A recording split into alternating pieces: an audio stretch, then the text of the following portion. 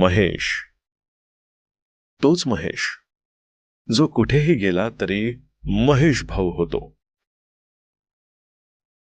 महेश म्हणजे महान ईश्वर.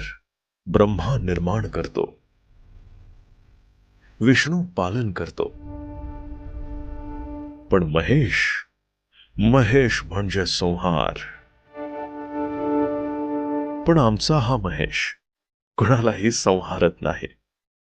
तो स्वतःच्या इच्छा, थकवा आणि गरजा संहारतो.